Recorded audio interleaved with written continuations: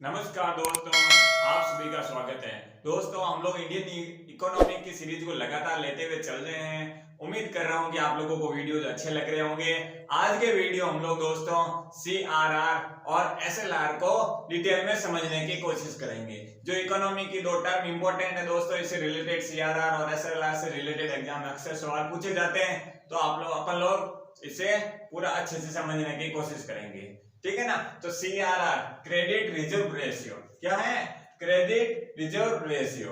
तो ये जो है इसकी डेफिनेशन क्या है, ये कहना क्या चाहता है? अगर इसकी बात करें तो सबसे पहले हम लोग डेफिनेशन को कवर करने की कोशिश करते हैं। प्रत्येक अनुसूचित वाणिज्यिक बैंक को अपनी जमा का मतलब net demand and time liability, क्या net demand and time liability का निश्चित नगद रूप में आरबीआई के पास जमा रखना पड़ता है, मतलब अनिवार्य है। ये क्या कह रहे हैं? ऐसे वाणिज्य बैंक या अनुसूचित वाणिज्यिक बैंक जिसका एक निश्चित अपनी एनडीटीएल का मतलब क्या है? नेट डिमांड और टाइम लायबिलिटी का एक लिमिटेड पोर्शन आरबीआई के पास जमा रखना जरूरी है।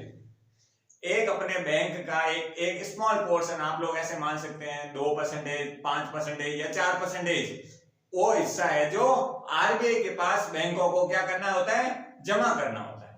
ठीक है ना।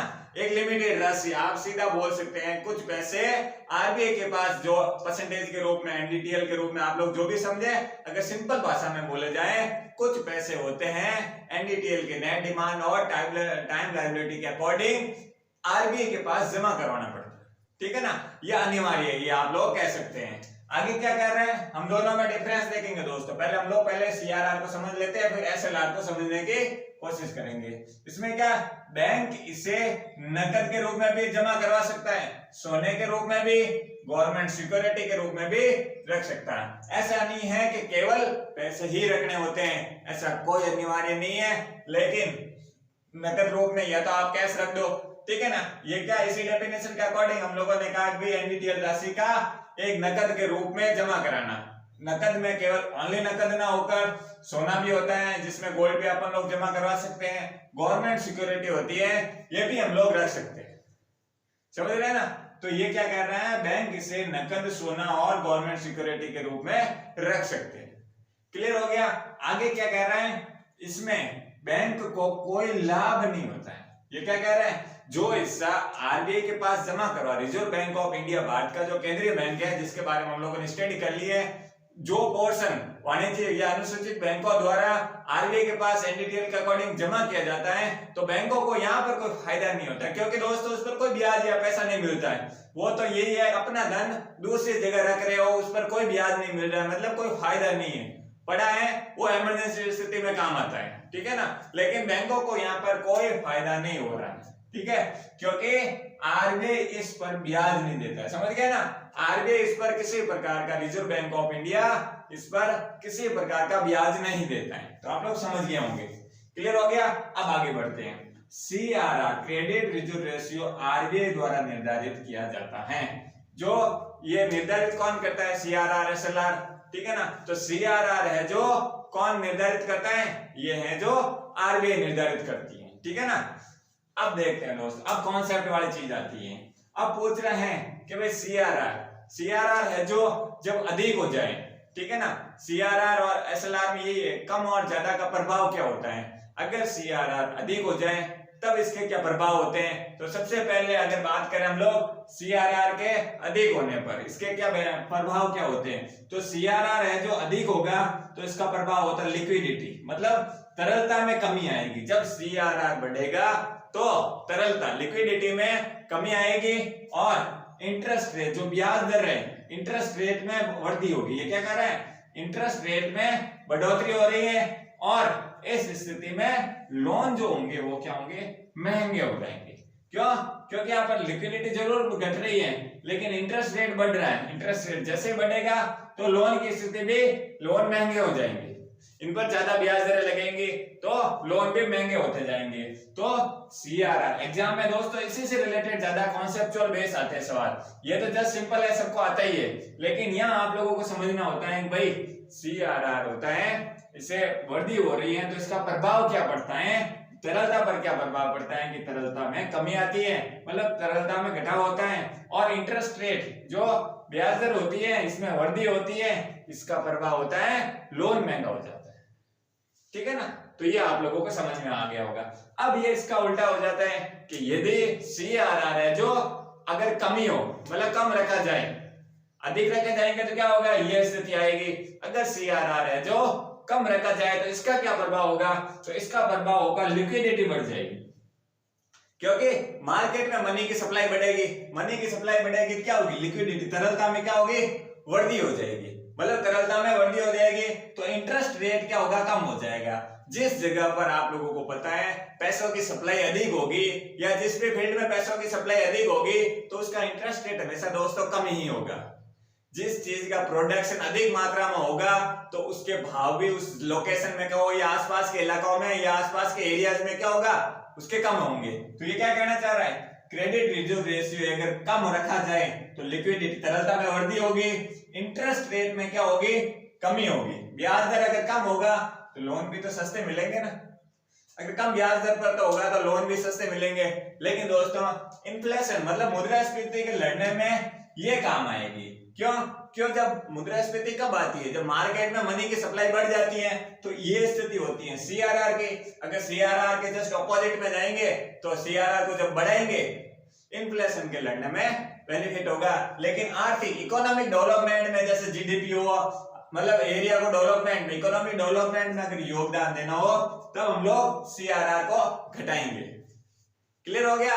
तो ये क्या करती है RBI, परिस्थितियों के हिसाब से अगर इन्फ्लेशन से लड़ना हो तो इससे भिड़ेगी, और इकोनॉमिक डेवलपमेंट पर फोकस करना हो तो ये वाली स्थिति रहेगी। क्लियर हो गया। तो उम्मीद कर रहा हूं कि ये आराम से आप लोगों को क्लियर हो गया होगा। अब मैं आगे आ जाता हूं SLR पर। जो SLR है इसमें क्या होता है, बैंकों को कुल मांग का क्या कर रहे हैं, कुल मांग जमा के लिए एक निश्चित राशि अंश अपने पास बनाए रखना पड़ता है। ये भी कुछ इसी प्रकार होता है, लेकिन इसमें ध्यान रखना दोस्तों, अपने पास कर रहा है, ये क्या कर रहा है, अपने पास। और लेकिन इसमें क्या कर रहा है, ये RBI के पास जमा कर रहा है, यहाँ पर कोई फायदा नहीं है। लेकिन इसमें स्थिति SLR की स्थिति में क्या हो रहा है, बैंकों को अपनी टोटल जमा का एक निश्चित नकद, मतलब एक पोर्शन होता है कि भाई इतना तो आप लोगों को रखना ही होगा, तो ये अंश होता है, ये बैंक अपने पास रखता है। लेकिन CRR की स्थिति में क्या हो रहा है, CRR की स्थिति में हो रहा है बैंक है जो, या अनुसूचित वाणिज्यिक बैंक है जो किसके पास जमा करवा रहे हैं, RBI के पास। क्लियर हो गया। तो इन दोनों में डिफरेंस क्लियर हो गया। SLR की स्थिति में बैंक खुद के पास जमा कर रहा है निश्चित अंश का, इसमें क्या हो रहा है, निश्चित अंश का RBI के पास जमा करवा रहे हैं। तो यहां से SLR और CRR में डिफरेंस बन रहा है। ठीक है ना। आगे क्या बात आ जाती है, समान रूप से रख सकते हैं, मतलब ये कह रहा है CRR, मतलब CRR में हम लोगों ने देखा इसमें बैंक इसे नकद के रूप में भी, सोने के रूप में भी और गवर्नमेंट सिक्योरिटी के रूप में भी जमा कर सकते हैं। तो ये क्या कर रहे हैं, ये जो स्थिति है ये सेम ही होती है, इसमें अपने पास जरूर रख रहे हैं, लेकिन अपने पास नकद के रूप में भी रख सकते हैं, सोने के रूप में भी, गवर्नमेंट सिक्योरिटी के रूप में। ये दोनों स्टेटमेंट दोनों के लिए सेम है। तो समानता में ये समानता है, डिफरेंस में ये वाली, इसमें RBI के पास जमा करवाते हैं, इसमें बैंक अपने खुद के पास रखते हैं। समझ रहे ना। तो अब आगे बढ़ते हैं। आगे क्या कह रहा है, लाभ होता है, मतलब हम लोगों ने देखा CRR की स्थिति में जब रखते हैं तो बैंकों को कोई लाभ नहीं होता है।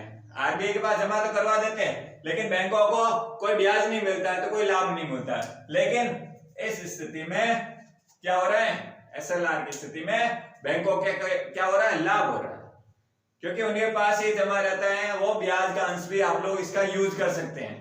तो यहाँ पर बैंकों को SLR की स्थिति में बेनिफिट होता है। क्लियर हो गया।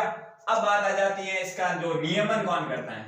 मुख्यतः RBI दिशा निर्देश जारी करती है, लेकिन इसके नियमन में वित्त मंत्रालय, फाइनेंस मंत्रालय, जो फाइनेंस मिनिस्टर वाला भाग है, तो ये वाले में आप लोग देखेंगे RBI तो इसका मैनेजमेंट दिशा निर्देश जारी करता है, लेकिन कुछ मामलों में वित्त मंत्रालय का भी रोल रहता है। तो यहाँ से डिफरेंस क्रिएट हो गया कि CRR तो प्योरली RBI द्वारा निर्धारित, लेकिन SLR में RBI तो है ही है, RBI तो कंफर्म है, लेकिन फाइनेंस मिनिस्ट्री वाला भाग भी इसका योगदान होता है।